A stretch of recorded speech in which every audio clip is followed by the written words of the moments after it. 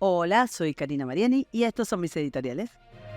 El editorial de hoy, el etiquetado frontal y las consecuencias del estado niñera. No pasa un día sin que se active alguna alarma sobre nuestra salud. Noticieros, artículos periodísticos, expertos de todo linaje y redes se hacen eco de los graves peligros que nos acechan prácticamente en cada esquina.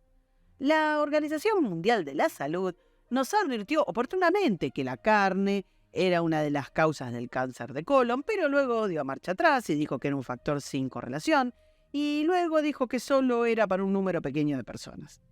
Una institución muy citada como The Natural Society sostuvo una vez que los alimentos procesados estaban indiscutiblemente relacionados con las enfermedades autoinmunes, pero luego se moderó diciendo que no era tan indiscutiblemente.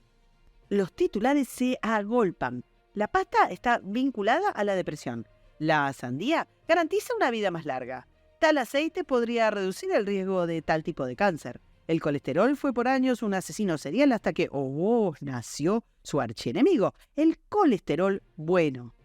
El peligro puede estar, nos dicen, en el agua, en las bebidas, en las golosinas, en los teléfonos celulares, en el aire, en el suelo, en la radiación de las pantallas, en internet, en el azúcar, en el pan, en el plato del pan, en el mantel o en la forma de la mesa.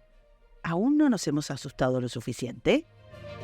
Las alarmas surgen mayormente de las usinas multilaterales y en consecuencia los peligros con los que nos atemorizan son globales. En pocos años, las históricas recomendaciones de los organismos supranacionales, esas recomendaciones que se autocontradecían cada 15 minutos, pasaron a ser mandatos legales que los países aplican sin chistar a través de leyes calcadas acríticamente. Ejemplo de este mecanismo es la adopción de las advertencias nutricionales en el frente de los envases de alimentos, que se transformó en poquitísimos años en una consigna mundial. Oponerse a esta tendencia es, cuando no, ser un odiador irredento del bien y de la salud. La Carta de la Diversidad y de la Sagrada Democracia de los Pueblos solo vale si la usa el progresismo, pero en este caso parece que todas las personas, en todos los países, más allá de lo diverso de sus tradiciones culturales y hábitos, deben alimentarse con la misma dieta, bajo los mismos estándares y con las mismas expectativas, según lo que ordena la OMS.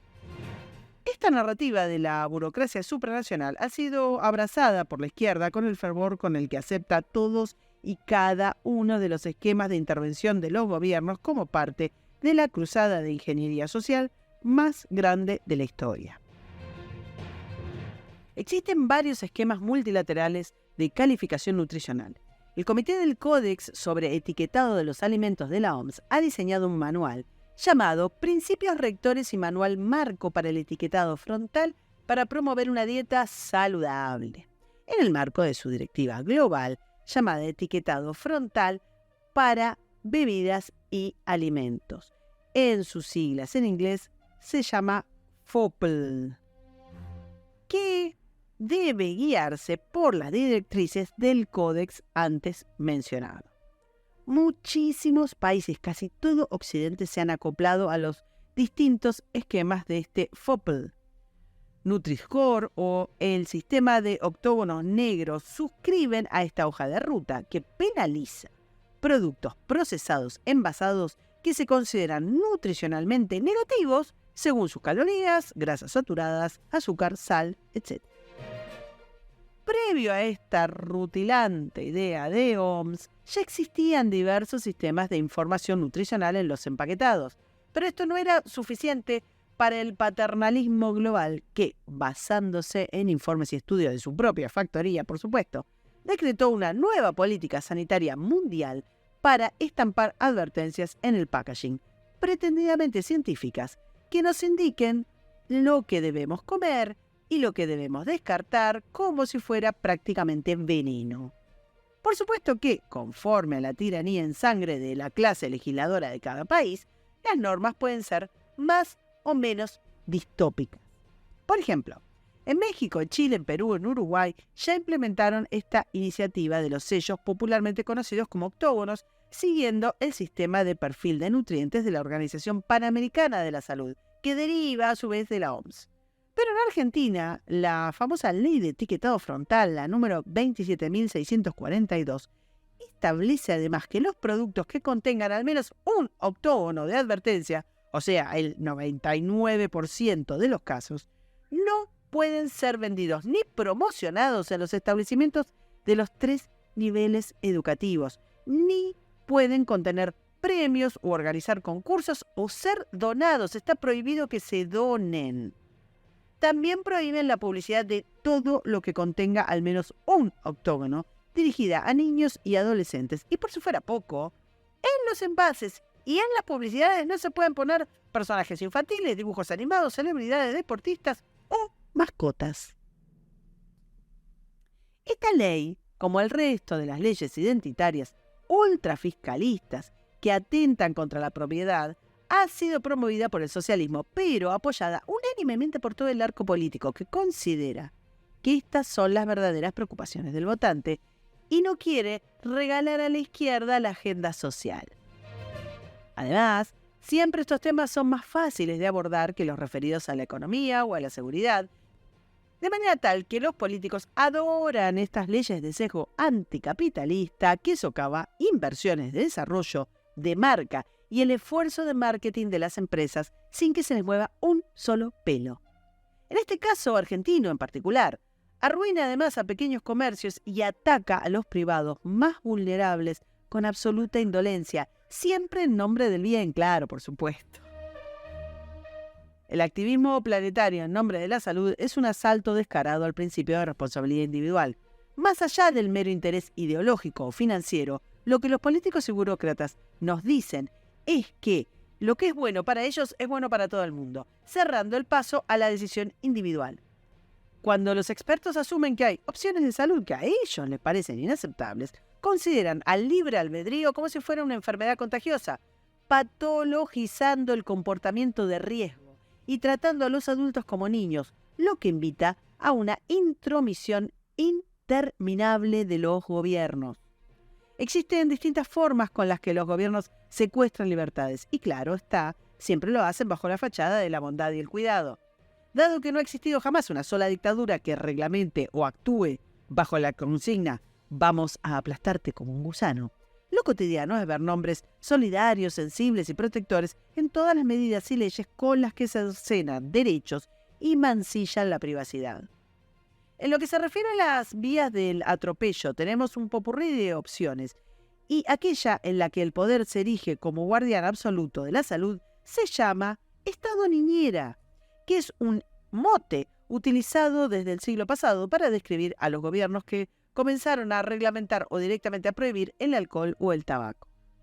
La característica principal del Estado niñera es el uso de impuestos y leyes como un castigo a los individuos para encauzar su elección de consumo. Este castigo no hace necesariamente a las personas más sanas, pero instrumentaliza la política con el fin de regular los hábitos a través de los estándares que ellos declaran saludables. El pertinaz avance de los gobiernos sobre la vida personal se parece cada vez más a un dogma puritano en el que el poder está a cargo de la virtud del ciudadano, usando como herramienta los impuestos al pecado o al vicio. El pánico al pecado de lo insano se ancla en dos creencias muy arraigadas en la ideología woke. La primera es la convicción de que la muerte es opcional y que puede evitarse si tan solo hacemos las cosas correctas para proteger nuestro cuerpo y el medio ambiente según el propio paradigma wokista. La otra es que el libre mercado está más deseoso de asesinarnos que de vendernos productos y tenernos como clientes, y que por lo tanto se necesita la intervención del gobierno para protegernos de estos dos predadores, nosotros mismos y el mercado. Pero uno de los problemas más graves a los que se enfrenta el anticapitalismo es que ya no pueden culpar al mercado de la escasez de alimentos, así que cambian el relato para culpabilizarlo no del hambre, sino de la glotonería. Entonces, la intervención de la burocracia ilustrada ya no es necesaria para paliar la miseria, sino la prosperidad. El consumismo procaz es el nuevo enemigo y ahí están nuestras niñeras para indicarnos con octógonos o con semáforo lo que nos conviene. Es necesario destacar que esta simplificación de la evaluación nutricional resta valor al compromiso de las personas por tener una dieta individualmente equilibrada a través de la evaluación criteriosa de su actividad, de su entorno, condiciones físicas, económicas, ambientales y sociales. La fatal arrogancia nunca es inocua.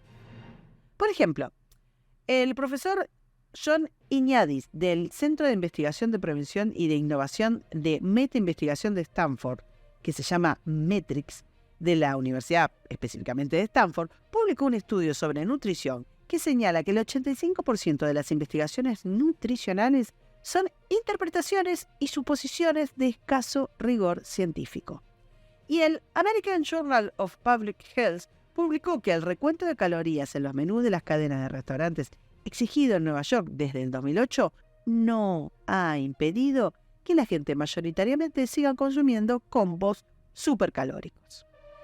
La hiperregulación no reduce el consumo, según indica el estudio elaborado por Epicenter, que recalca que la esperanza de vida no guarda relación con el intervencionismo regulatorio.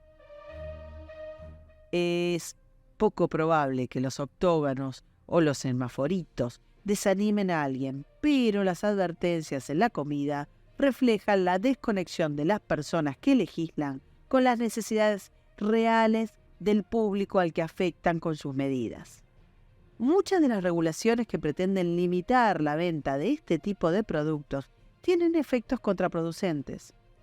El Nanny State Index es una clasificación que se ocupa de las políticas en las que los consumidores se ven discriminados por sus elecciones, con regulaciones que reducen su libertad y calidad de vida, como el aumento artificial de precios mediante impuestos o monopolios, la estigmatización a sectores de distintas actividades nutricionales que son legales, la restricción de opciones u horarios comerciales, la limitación de producción o de información con prohibiciones de publicidad, llegando hasta la prohibición, por supuesto, absoluta, que es en donde termina todo.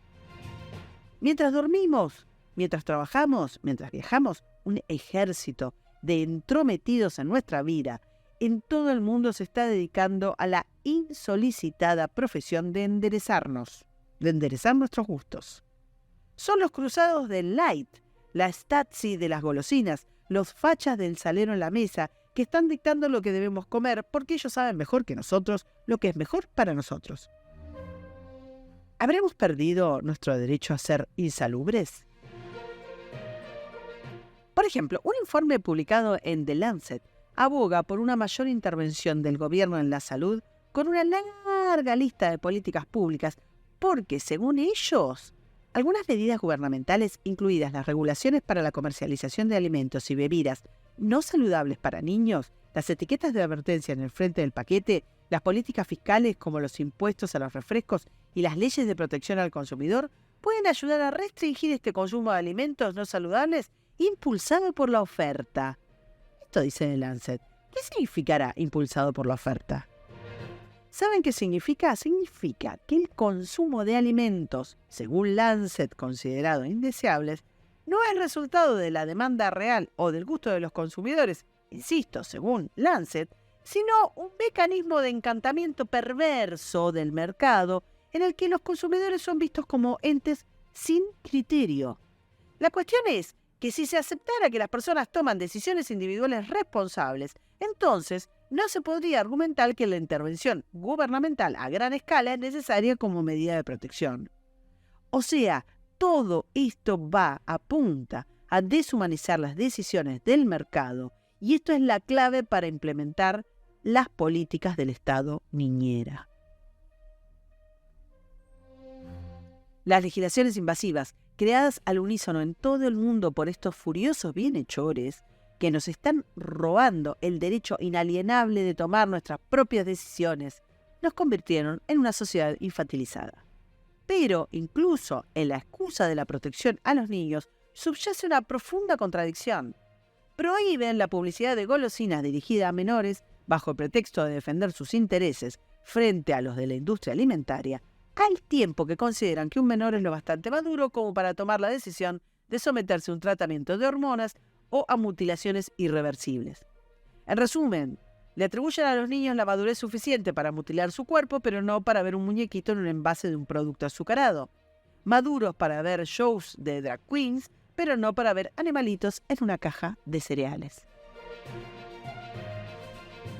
El deseo de interferir en todos los aspectos de nuestra vida bajo ese ardid de la salud tiene como objetivo regular el comportamiento, ni más ni menos, y en consecuencia sería oportuno que nos pusiéramos a resolver cuál es el alcance del rol que le permitimos a los políticos a la hora de determinar lo que podemos nosotros mismos elegir. El etiquetado frontal, los famosos octógonos, ponen de manifiesto la repugnancia que le da a nuestros políticos nuestra libertad y nuestra responsabilidad individual. De hecho, el Estado niñera niega a los individuos su capacidad para evaluar sus propias decisiones y por eso ningún ámbito del consumo y del estilo de vida se salva de sus propósitos de regulación. La pregunta es, ¿qué vendrá después? Ya que el Estado niñera jamás ha retrocedido. Para escuchar todos los editoriales, suscríbete, me gustealo, compartilo y nos vemos en la próxima. Muchas gracias.